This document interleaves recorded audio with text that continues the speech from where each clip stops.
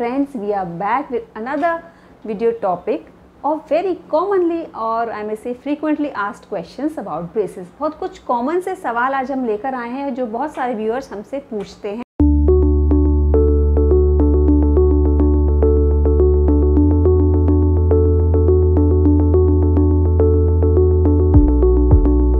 Hello friends, I am doctor Pooja Sharma और मैं हूं आपकी orthodontist. And friends, we are back with another video topic of very commonly or I may say frequently asked questions about braces. बहुत कुछ common से सवाल आज हम लेकर आए हैं जो बहुत सारे व्यूअर्स हमसे पूछते हैं।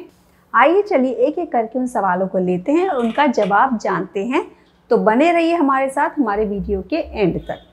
तो फ्रेंड्स, फर्स्ट कॉमन जो सवाल पूछा जाता है ब्रेसेस के बारे में वो है कि हाउ डू ब्रेसेस वर्क। बहुत सारे व्यूअर्स ये जानना चाहते हैं कि मैम ब्रेसेस काम कैसे करते हैं।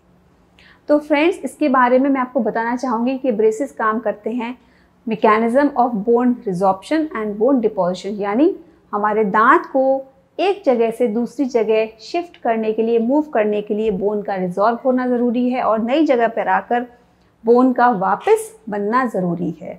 तो हम कंट्रोल्ड और रेगुलर फोर्सेस के साथ साथ जो वायर्स और हमारा अप्लायंस एग्जिबिट करता है आपके दांतों पर, जिसे हम ब्रेसेस बोलते हैं, उसके साथ एक कंट्रोल्ड एनवायरनमेंट में आपके दांतों पर कंट्रोल्ड फोर्सेस लगाते हैं जिससे दांत आपके डिज़ायर्ड डायरेक्शन में हम मूव कर पाते हैं।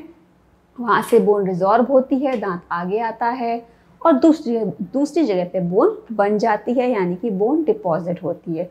तो इस बायोलॉजिकल फिनोमिनन के ऊपर हमारा ब्रेसेस का ट्रीटमेंट बेस करता है। नेक्स्ट फ्रेंड्स, बहुत कॉमनली आज सवाल है जो हमारे व्यूअर्स पूछते रहते हैं कि ब्रेसेस की कॉस्ट क्या होती है। तो फ्रेंड्स, जैसा कि मैं पहले भी अपने वीडियोस में बता चुकी हूँ, ब्रेसेस की कॉस्ट डिपेंड करती है कि आप कौन से टाइप के ब्रेसेस को चूज़ करते हैं अपने मैल ऑक्लूजन को ठीक करने के लिए, अपने दांतों की अलाइनमेंट के लिए और अपने स्माइल को जो एक बेटर हेल्दी और एस्थेटिक लुक देने के लिए। जैसा कि हमारे पास बहुत सारे ऑप्शंस अवेलेबल हैं, मेटल ब्रेसेस जो हमारे ट्रेडिशनल ब्रेसेस हैं उससे लेकर आजकल की करंट ट्रेंडिंग इनविजिबल ब्रेसेस तक। तो फ्रेंड्स, कॉस्ट डिपेंड करती है कि आपने कौन सा ब्रेस चूज़ किया है अपने ऑर्थोडोंटिस्ट के साथ डिस्कस कर और कौन सा ब्रेस आपके लिए ज़्यादा सूटेबल है। तो ऑफकोर्स फ्रेंड्स, मेटल ब्रेसेस की कॉस्ट जो है वो कम आती है क्योंकि ये ट्रेडिशनल ब्रेसेस हैं और ये बिल्कुल भी कॉस्मेटिक नहीं है। इसके साथ आपके माउथ में ये क्लियरली विजिबल होते हैं क्योंकि ये सिल्वर कलर के दिखाई देते हैं और हमारे अटैचमेंट्स जो ब्रेसेस हैं वो कम्प्लीटली पूरी तरह दिखाई देते हैं आपके माउथ में और मेटालिक लुक रहता है। तो इनकी कॉस्ट कम है। जैसे जैसे आप कॉस्मेटिक ब्रेसेस की तरफ आते जाएंगे जिसमें सिरेमिक में हमारे पास काफ़ी सारे ऑप्शंस हैं। इसके बाद सेल्फ लाइगेटिंग है जिनमें जो मॉड्यूल है वो भी दिखाई नहीं देता है क्योंकि इसमें मॉड्यूल नहीं है जो येलो नहीं होता over the time.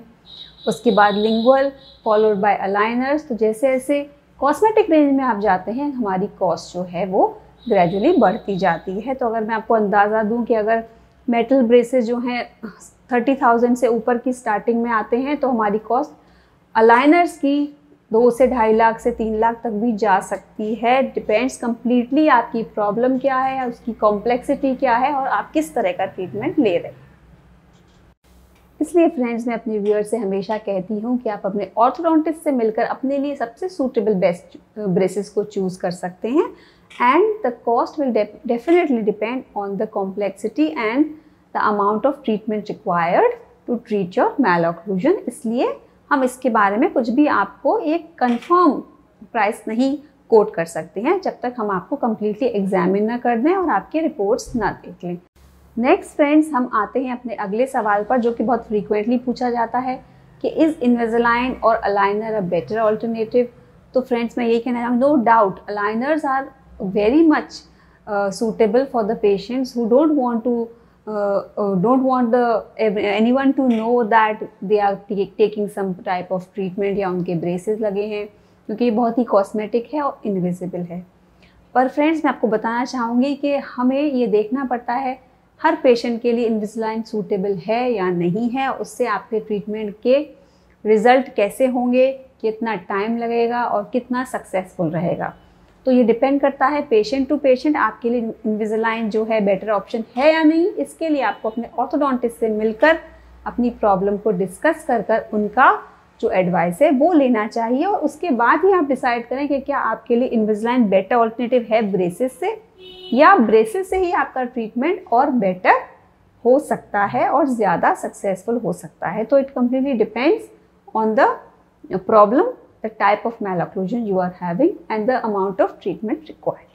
Next friends, हमारा सवाल जो हमारे पास आता है वो है, क्या ब्रेसेस से हमारी डाइट और ईटिंग और इस पर कोई फ़र्क पड़ता है? नो डाउट फ्रेंड्स, मैं हमेशा कहती हूँ ब्रेसेस ट्रीटमेंट में अगर आपके फिक्स्ड ब्रेसेस लगे हैं तो आपको अपनी फूड हैबिट्स में थोड़ा सा चेंज लाना पड़ता है। आपको फ्रंट टीथ से आपको कोई भी बाइटिंग नहीं करनी है, आपको अपनी डाइट को थोड़ा सा मॉडिफाई करना होता है जिससे आपका ट्रीटमेंट जो है बीच बीच में ब्रेक नहीं होता, आपको किसी तरह की कोई प्रॉब्लम नहीं आती।